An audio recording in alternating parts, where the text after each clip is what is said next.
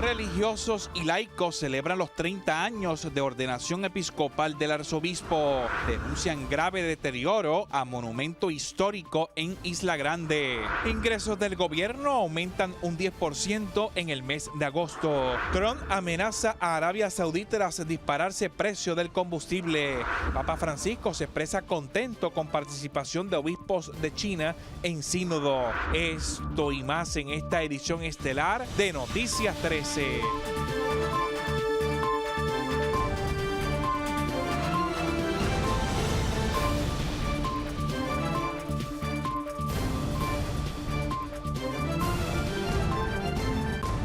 Buenas noches y bienvenidos a Noticias 13, su hora informativa. Gracias por sintonizarnos de inmediato con las noticias para hoy. Religiosos y laicos acompañaron este miércoles 3 de octubre al arzobispo de San Juan en su aniversario número 30 como obispo tras la ordenación episcopal por parte del Papa Juan Pablo II. Esta es nuestra noticia del día. Noticia del día.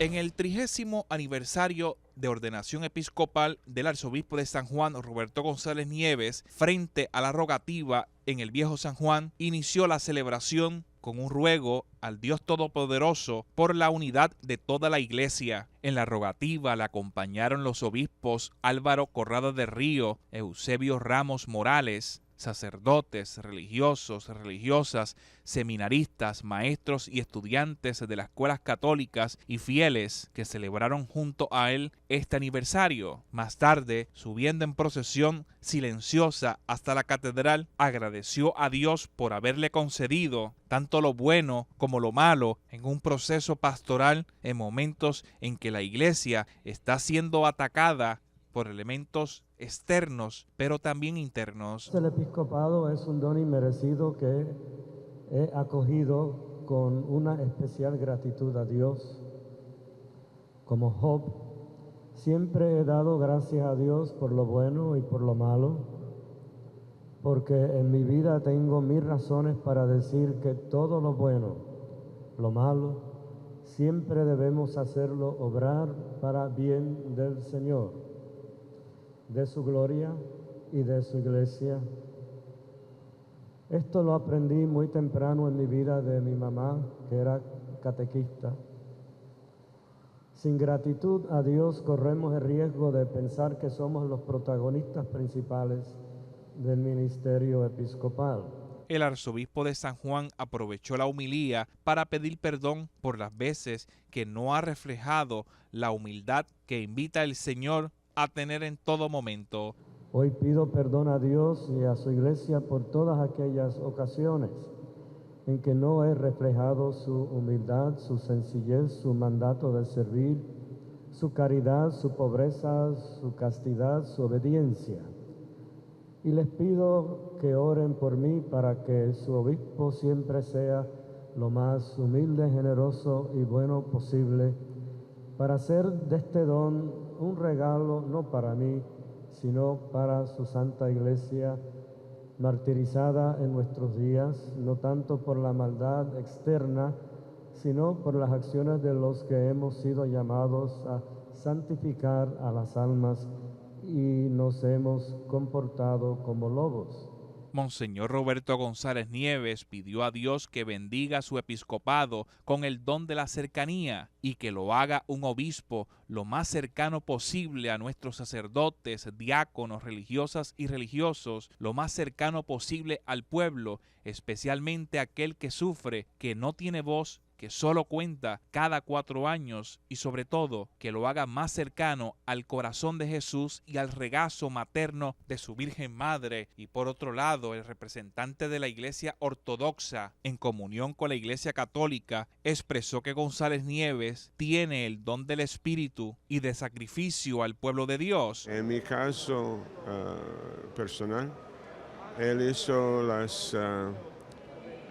la parte como una persona, no solamente en el sentido del pastor, sino también una persona que está bendecida con el don del Espíritu Santo.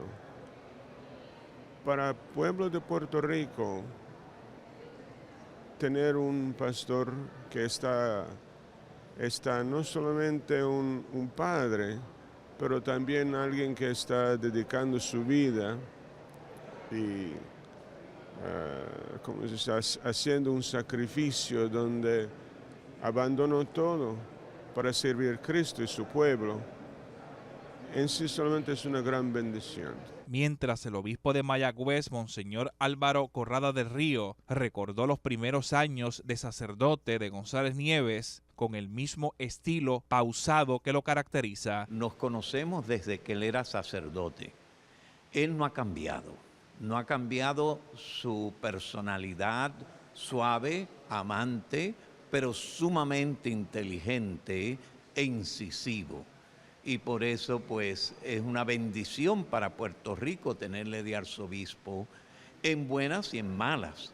Porque yo recuerdo una vez allá en Nueva York, trabajando él en el sur del Bronx y yo en el Barry, en el Bajo Manhattan, que había una situación, él me decía, no podemos, y él se animaba y siempre echaba adelante. Finalmente, Esteban González, de la Iglesia Discípulos de Cristo, dijo que los cristianos deben enfocarse en la unidad y no en lo que nos divide, porque se trata del mismo regalo de vida y pronunciamiento que se hace con el ejemplo de Cristo. Para la Iglesia cristiana, la unidad no es algo optativo, es un regalo de Dios entregado a la vida de ella, y nosotros, los que la configuramos en sus diferentes expresiones, tenemos el deber y la responsabilidad no solamente de disfrutar de ese regalo de unidad, sino de proclamarlo y testificarlo con la propia vida. Nos parece que el mundo tan fragmentado y polarizado en el que vivimos, y Puerto Rico no es la excepción, requiere de una iglesia unida, que deje a un lado las diferencias y que ciertamente nos vincule en la persona de Jesucristo, que es amor, porque Dios es amor. Son 30 años los que cumple de ordenación episcopal, de los cuales ya lleva 19 años sirviendo al arzobispado de San Juan. Desde el Viejo San Juan, Irán Delgado Vélez, José Ángel Cordero, Noticias 13. Política.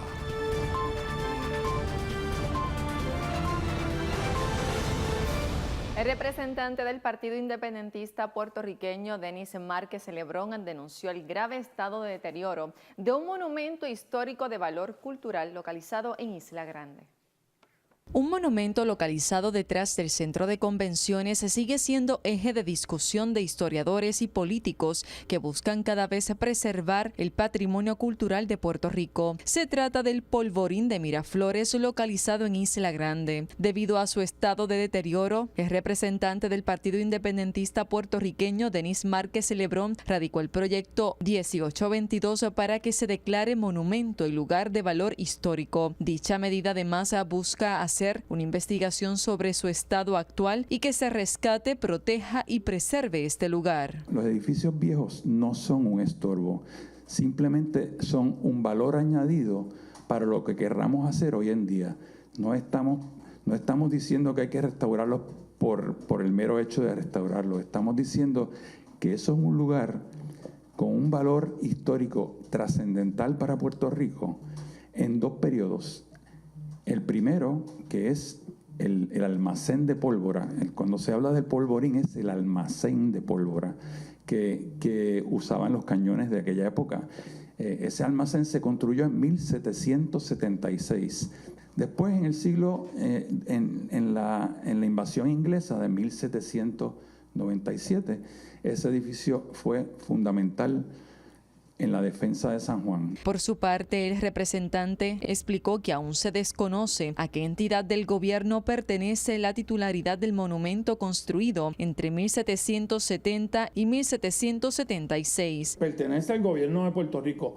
Lo que no sabemos es que si en las últimas transacciones que se han hecho, hemos evaluado 4 contratos, si donde está ubicado el Polvorín de Miraflores, que es detrás de lo que se ha anunciado como que va a ser el distrito de filmación, ¿qué va a suceder con eso? Si se le pasó al desarrollador, si va a estar en manos privadas, si el gobierno preservó su titularidad, ¿qué van a hacer con ellos en el futuro? Historiadores aseguraron que el monumento es una joya que representa el patrimonio cultural de la isla, la cual se sigue deteriorando sin tener una debida atención. Yo no creo que se debe pensar en museos. Se debe dar un uso contemporáneo.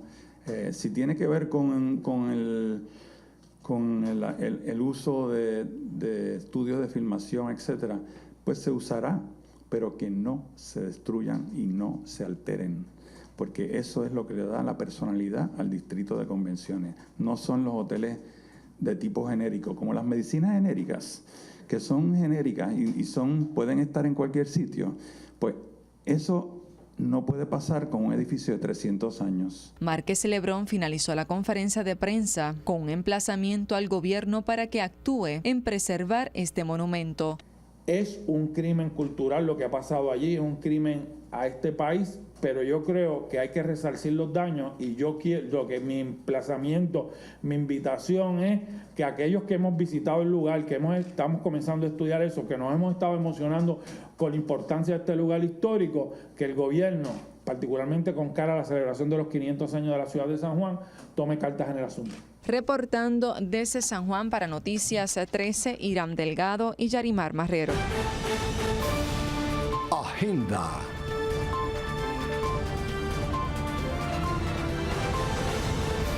Miles de jóvenes de diferentes municipios participaron este miércoles de un evento que busca que esta población complete sus estudios y logren sus metas. Esta iniciativa forma parte del programa preventivo del negociado de la Policía de Puerto Rico, Juventud, Voluntad Firme. El Coliseo Mario Quijote Morales en Guaynabo fue escenario este miércoles para que miles de jóvenes fueran impactados positivamente con testimonios de superación de figuras del medio artístico y el deporte. Esto como parte de la actividad todavía no ha sonado la última campana, que forma parte del programa preventivo del negociado de la Policía de Puerto Rico, Juventud, Voluntad Firme. Este evento también espera celebrarse en diversos puntos de la isla, incluyendo Vieques y Culebra. Nos escriben, agente, antes de usted llegar tenía ganas de quitarme la vida. Hoy en día nuevamente regreso. Han llegado jóvenes universitarios que dicen, yo dejé de estudiar, un día pasaba por una escuela, escuché ese mensaje, hoy en día estoy estudiante universitario, hoy en día estoy en las universidades de Puerto Rico. Jóvenes que están siendo transformados con un mensaje que tanto la Policía de Puerto Rico, el negociado de la Policía de Puerto Rico y el Departamento de Educación estamos llevando por todas las escuelas de Puerto Rico. Ya mismo vamos para Vieques, para Culebra y tenemos hasta invitaciones en República Dominicana. La juventud hoy en día, nosotros decimos que Puerto Rico sufre pesadillas porque los soñadores dejaron de soñar. Es momento de nosotros decirle a la juventud que independientemente de los golpes que te ha dado la vida, mira, todavía no ha sonado la última campana. Puedes levantarte y hacer cada uno de tus sueños realidad. Grandes figuras del deporte y el medio artístico dijeron presentes para exhortar a los jóvenes a superarse y seguir tras sus metas. Y cuando todo el mundo pensó que yo no podía lograrlo, como muchos entrenadores o mucha gente, porque yo no era un pegador, no era un noqueador, pero tenía unas piernas que se mueven y más rápido que nunca y una habilidad. Y poder lograr todo eso, le demostré a ustedes que no hay que ser pegador en esta vida, simplemente tener una inteligencia, una habilidad y hambre y deseo de hacerse campeón mundial. Y eso lo hice yo.